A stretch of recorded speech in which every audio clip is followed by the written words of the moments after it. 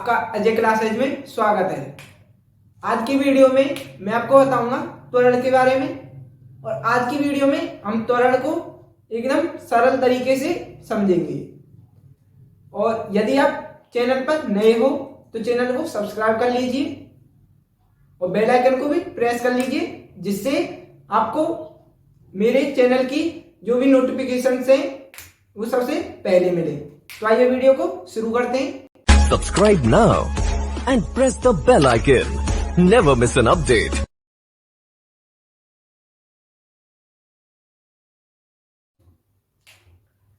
तो आइए शुरू करते हैं। पहले हम जानते हैं इसकी परिभाषा। पहले हम जानते हैं त्वरण की परिभाषा।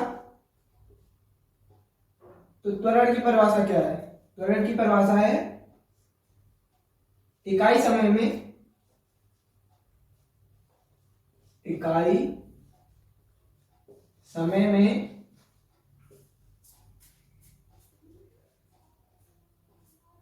वेग में परिवर्तन, इकाई समय में वेग में परिवर्तन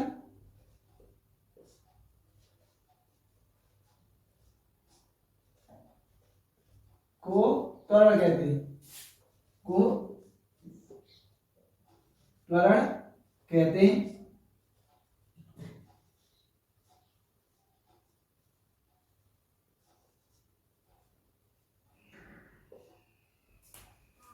और यदि आप दूसरी परिभाषा बनाना चाहो तो इसकी दूसरी एक और परिभाषा है कि वेग में परिवर्तन की दर को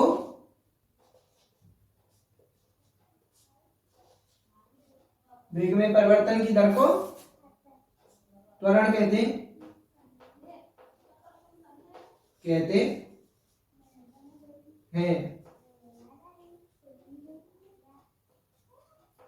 और त्वरण को इंग्लिश में कहते हैं एक्सीलरेशन और इसे प्रदर्शित करते हैं ए से।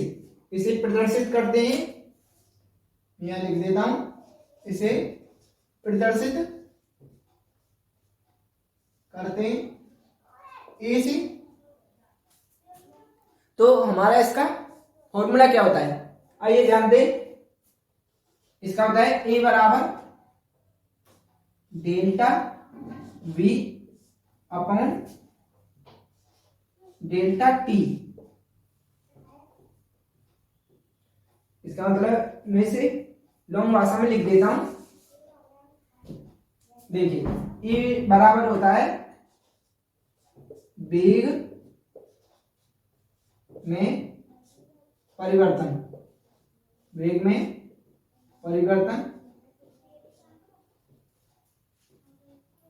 में परिवर्तन अपॉन दिया गया कुल समय, अपॉन दिया गया कुल समय,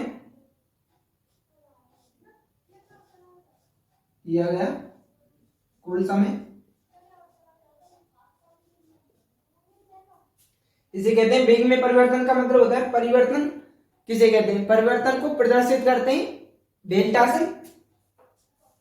तो बराबर क्या हो जाएगा? Delta we upon delta T. Delta का मतलब होता है परिवर्तन और डेल्टा वी को खोलेंगे तो कैसे खोलेंगे?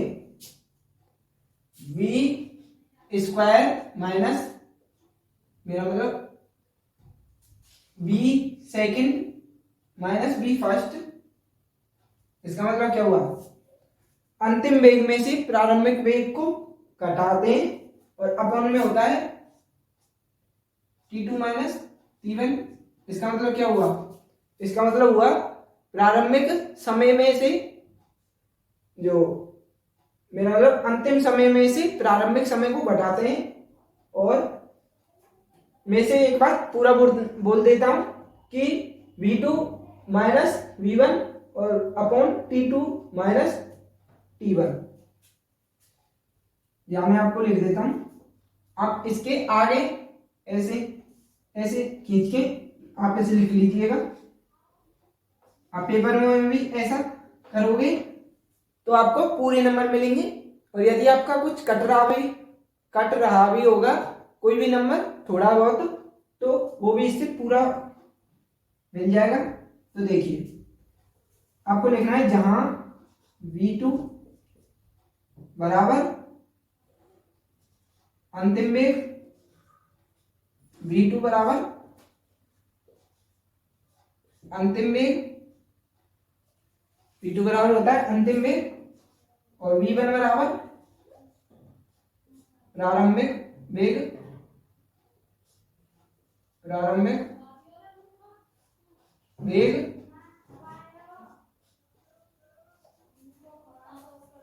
और T2 का मतलब होता है अंतिम समय, अंतिम समय, और T1 का मतलब होता है प्रारंभिक समय, प्रारंभिक समय,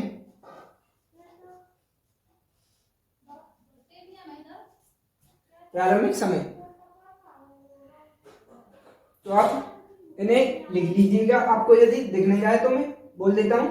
V2 बराबर तो है अंतिम वेग, V1 बराबर प्रारंभिक वेग, और T2 बराबर अंतिम समय, और T1 बराबर प्रारंभिक समय। मैं इसे मिटा लेता हूं। आप एक बार इसका स्क्रीनशॉट ले लीजिए, फिर मैं इनको ऊपर लिख दूंगा।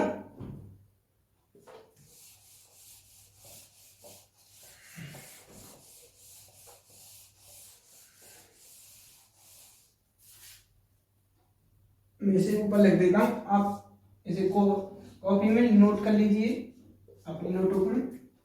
V2 बराबर तो है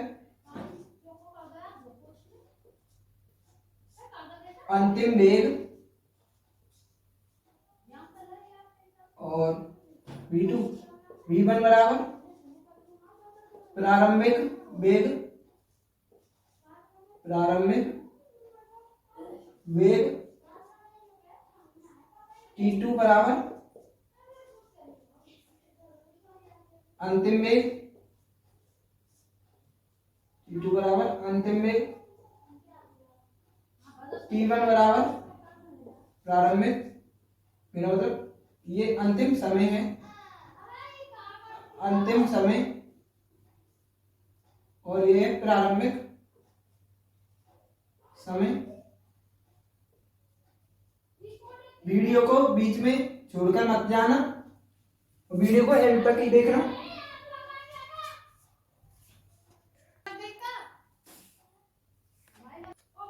आप इसका एक बार स्क्रीनशॉट ले लीजिए। अब मैं इसको मिटा देता हूं। मुझे उम्मीद है कि यहां तक आपको समझ आ गया होगा। मैं एक एग्जांपल के थ्रू आपको समझाने की कोशिश करता हूं। यदि आपको थोड़ा सा भी डाउट बाकी है तो देखिए, ये जो त्वरण क्या होता है, त्वरण होता है वेग में परिवर्तन। तो देखिए यदि आप इस पॉइंट पर हो और यहां से आप मुड़ गए इस रास्ते पर और यहां पहुंच गए, ये जो आप पहले चल रहे थे, पहले आपका वेग जो था, आप मान लीजिए, या मैं इसी सीधी स्ट्रेट लाइन में ले लेता हूं कि आप इस पॉइंट से इस पॉइंट पर पहुंच गए, इस पॉइंट पर पहुंच गए। तो देखिए आप यहां तक आधी दूरी तो तय करेंगे आपने 20 मीटर प्रति सेकंड की रफ्तार से, और यहां और आधी दूरी तय करी आपने 40 मीटर प्रति सेकंड की रफ्तार से। तो देखिए यहां तक की जो दूरी थी वो, उनको आप नाम दे दीजिए A, B, C। ये हमारा क्या है एग्जाम्पल। ये दूरी आपने तय की 4 मिनट में, या आप लिख लीजिए इसे 4 सेकंड में, नहीं 4 मिनट ही लिख लीजिए, 4 मिनट में, और ये दूरी तय की 8 मिनट में। हम एग्जांपल ले रहे हैं सिर्फ, तो देखिए इसका त्वरण क्या आएगा, त्वरण क्या है, यहाँ देखिए v1 दे रखा है 20 मीटर प्रति सेकंड, v2 दे रखा है 40 मीटर प्रति सेकंड, t2 दे रखा है 8 मिनट, और t1 दे रखा है, t1 दे रखा है हमको 4 मिनट।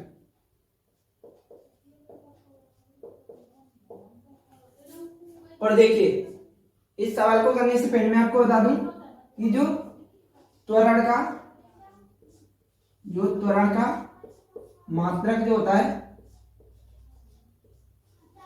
वो होता है मीटर प्रति सेकंड स्क्वायर, और इस ये जो त्वरण होती है ना, त्वरण होता है, त्वरण एक सदिश राशि है, सदिश राशि है, और इसका विमीय सूत्र होता है, इसका विमीय सूत्र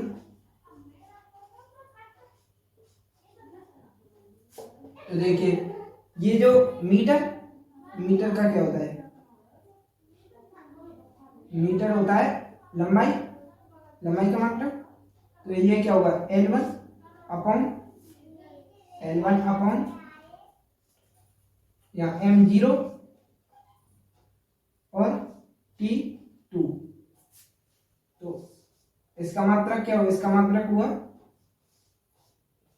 m0 L1 t-2, इसका मात्रक हो गया। आप इसको नोट कर लीजिए। अब मैं इसे मिटाकर इस सवाल की तरफ हम बढ़ते हैं। तो देखिए ये जो ए है, त्वरण क्या होता है, delta we upon delta T, delta we upon delta T, और डेल्टा वी क्या होता है, v2 minus v1 upon t2 minus t1, और हमारा जो v2 क्या है, v2 हमारा 40, v1 क्या है 20,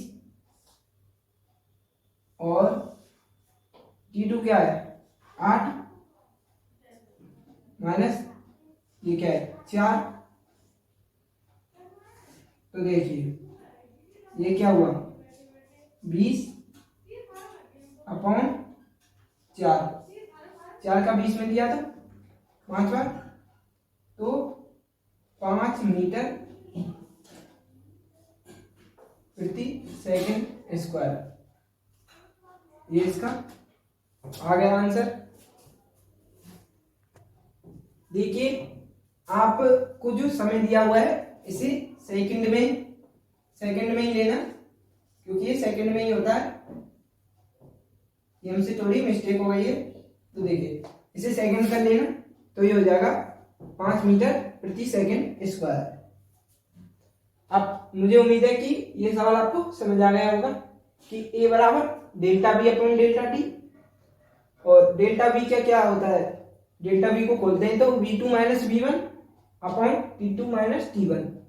v1 क्या है यहाँ 20 मीटर प्रति सेकंड, ये वेग है, और v2 अंतिम वेग 40 मीटर प्रति second, t2 8 second, t1 4 second. जो समय होता है उसे सेकंड में लेते हैं। और देखिए ये 40 माइनस 20 8 माइनस 4 4, तो ये हो गया 5 मीटर प्रति सेकंड स्क्वायर।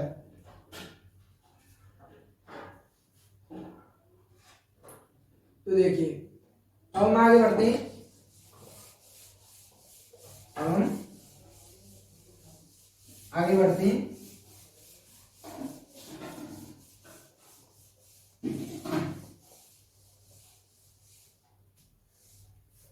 आपको जो सवाल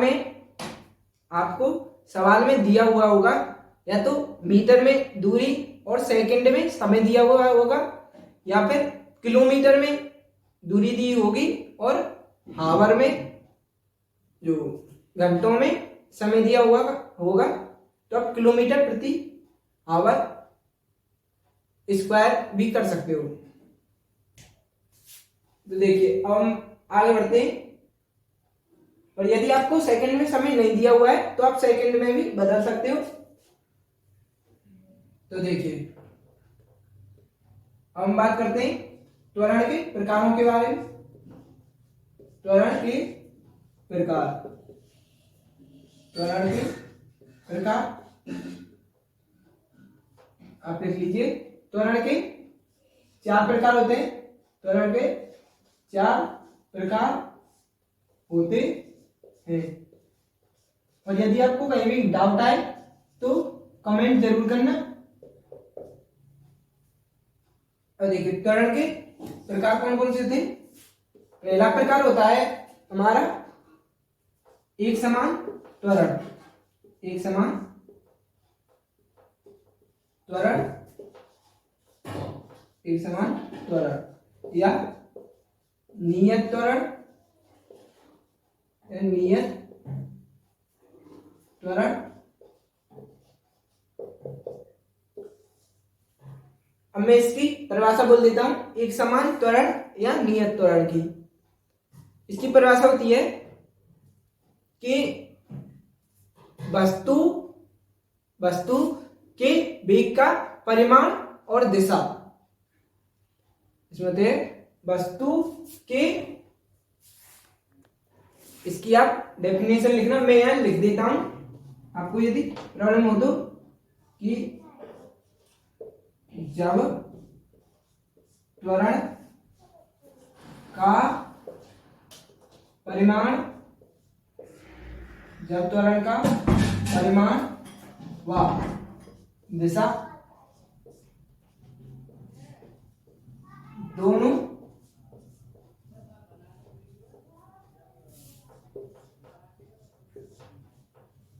नियत हों तो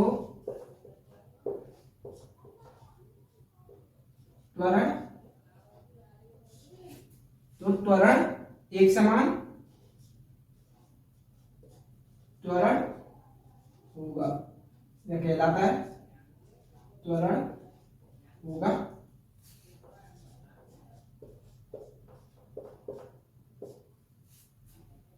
ये आपकी डेफिनेशन हो गई एक समान त्वरण की। इसका मतलब क्या है, आप अपनी भाषा में लिख सकते हो इसे कि यदि जो त्वरण है वो फिक्स वैल्यू से बढ़े, त्वरण जो है फिक्स वैल्यू से बढ़े तो उसे कहते हैं एक समान त्वरण। जैसे हम एक एग्जांपल से समझते हैं। पहले वाले एग्जांपलों का ही प्रयोग करते हैं हम, कि इसे मान लेते हैं t, इसे मान लेते हैं a, ये 0 0 0, और इसे मान लीजिए आप, या फिर हम लेते हैं 5 मिनट। 5 मिनट में त्वरण कितना उत्पन्न हो रहा है, 6 मीटर प्रति सेकंड स्क्वायर। और जो 10 मिनट में उत्पन्न हो रहा है 12, और 15 मिनट में 18 मीटर प्रति सेकंड स्क्वायर चल रही है, और 20 मिनट में 24,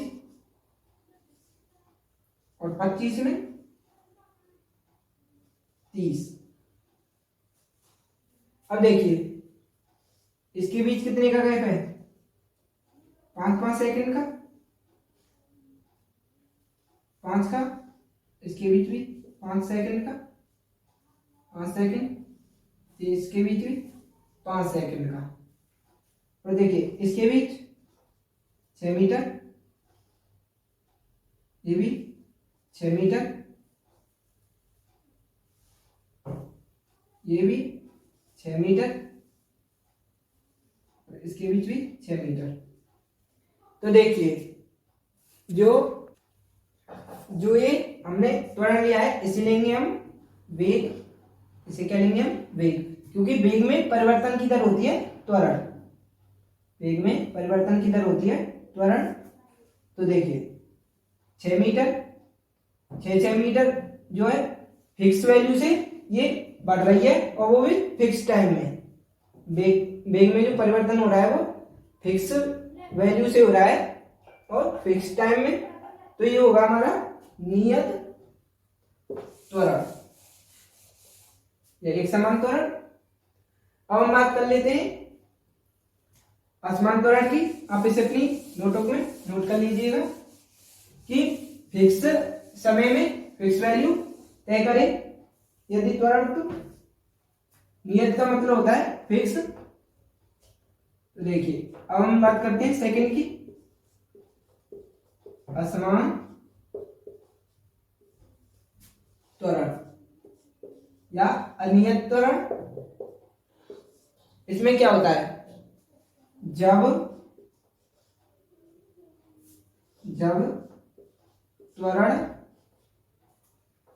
त्वरण का परिमाण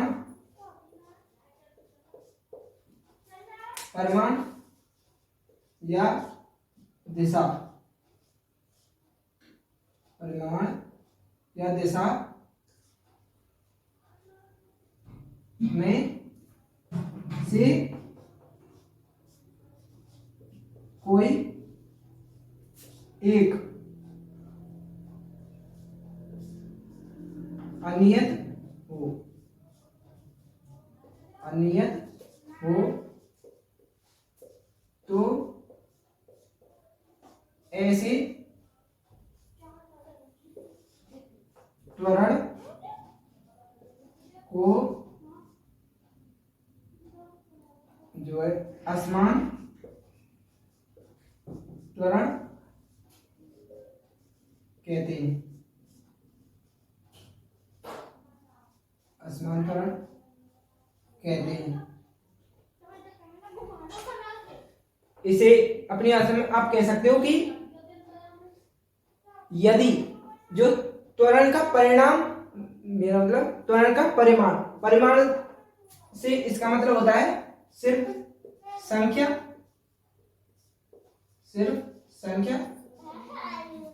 जब त्वरण का परिमाण या दिशा में से कोई एक, परिमाण या दिशा में से कोई एक जो है वो अनियत हो, या आप कह सकते हो कि जो त्वरण है वो फिक्स वैल्यू से ना बढ़े। आप समझ गए हो गेट्स को। तो अब हम बात करते हैं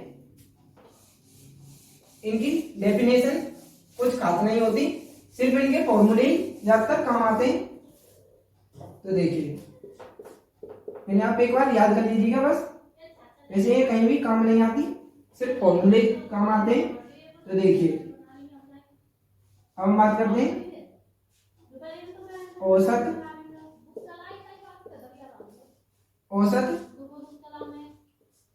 त्वरण। औसत त्वरण हम कहते हैं कुल वेग में परिवर्तन, कुल वेग में परिवर्तन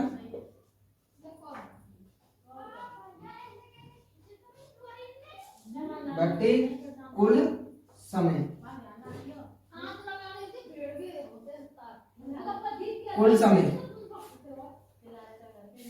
ये क्या होता है, ये होता है हमारा त्वरण जो औसत त्वरण है, एवरेज से दर्शाते हैं, तो आप इससे में सीधा लिखना औसत त्वरण। अब हम बात करते हैं अगले अपने पॉइंट की। हमारा अगला पॉइंट है तात्क्षणिक त्वरण। तात्क्षणिक त्वरण, आप ऐसा मत करना कि इन डेफिनेशंस को याद ही ना करो, आप याद करना इन डेफिनेशंस को, क्योंकि ये एनसीईआरटी में पूछ ली जाती है। मैंने कहा था कि ज्यादा इंपॉर्टेंट होता है सिर्फ फॉर्मूला। और देखिए तात्क्षणिक त्वरण बराबर होता है आई ए, इंस्टेंट से दर्शाते हैं इसे, आई ए बराबर क्या होगा हमारा डीवी अपॉन डी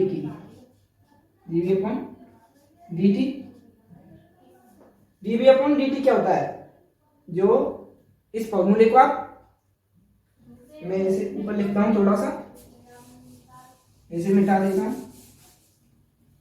तो देखिए आई ए बराबर होता है हमारा इंस्टेंट एक्सेलरेशन बराबर होता है हमारा D V upon D T. उसमें था D X upon D T. V की जगह, मेरा मतलब एक्स की जगह वी है, यहाँ वेग रखना है, जो भी वेग आपको क्वेश्चन में दिया हुआ हो।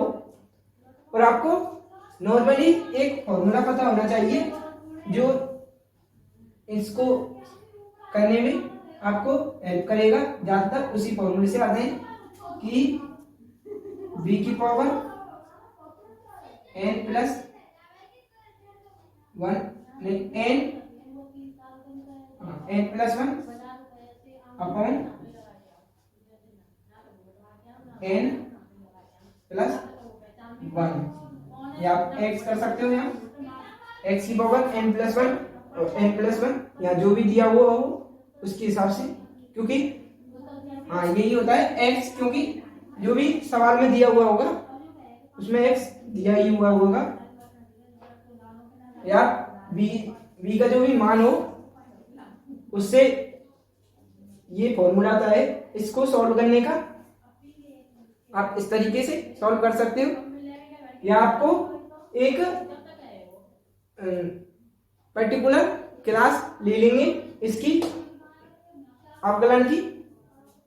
तो हम बात करते हैं, अब तो कुछ बचा ही नहीं है। तो आज के जो त्वरण टॉपिक है वो कंप्लीट हो चुका है। और यदि आपको वीडियो पसंद आई हो तो वीडियो को लाइक कीजिए और चैनल को सब्सक्राइब कीजिए। यदि आपने अभी तक नहीं किया है तो अपने दोस्तों को भी इस वीडियो को शेयर कीजिए। और आपका वीडियो को पूरा देखने के लिए धन्यवाद।